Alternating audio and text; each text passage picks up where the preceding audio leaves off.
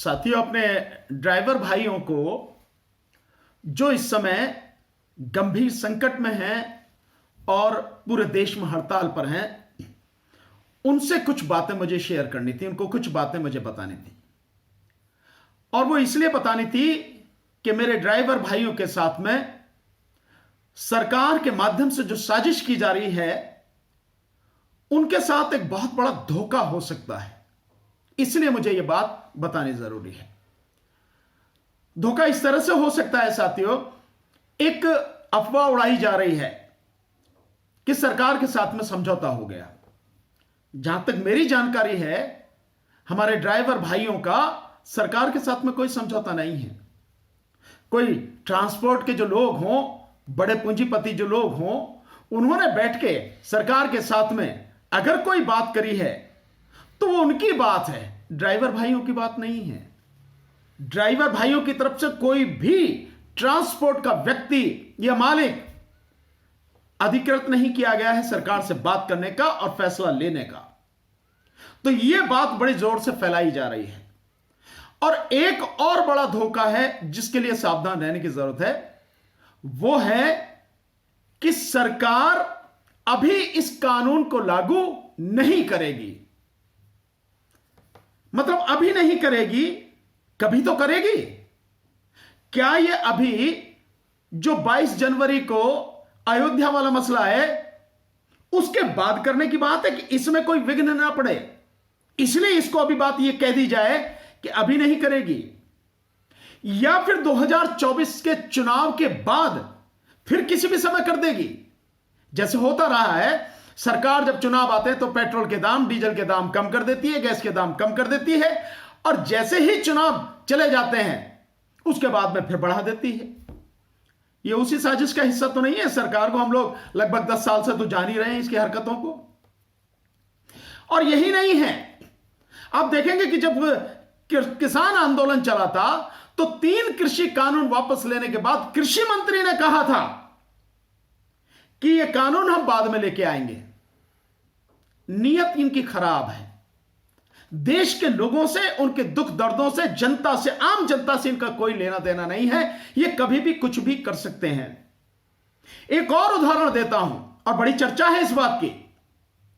CA NRC का जो कानून था, उसको जिस समय लेके आए थे और जब जबरदस्त तरीके से उसका विरोध हुआ था, सरकार ने संसद के दोनों सदनों में, राज्यसभा लोकसभा में पास कराने के बाद, राष्ट्रपति के हस्ताक्षर के बाद, नोटिफिकेशन के बाद भी आज तक उसे लागू नहीं किया, नियम नहीं बने उसके।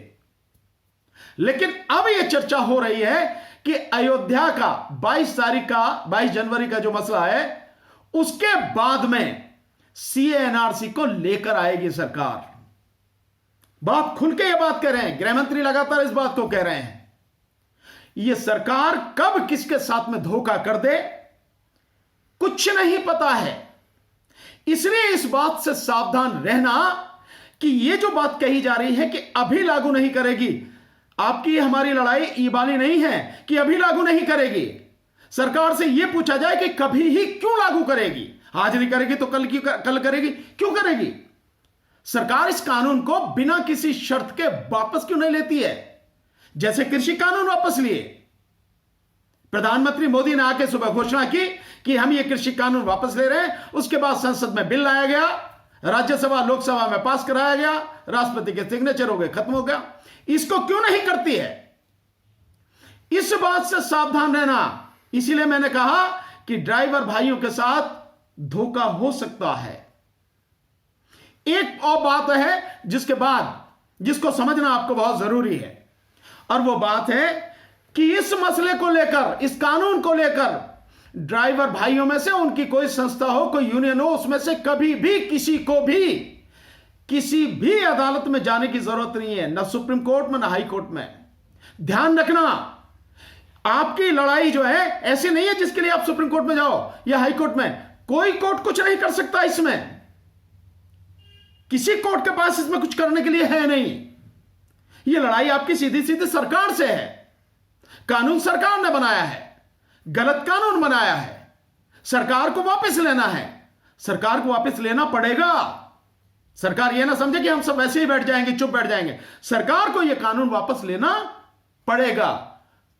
तो हमें अदालत में नहीं जाना। ड्राइवर भाइयों से मेरी अपील है, मेरी सलाह है वकील होने के नाते, किसी भी अदालत में नहीं जाना, किसी भी झांसे में नहीं आना कि अब लागू नहीं करेगी। इसका मतलब यह है कि कभी तो लागू कर सकती है, इसलिए वापस लो। और कोई समझौता नहीं है हमारा।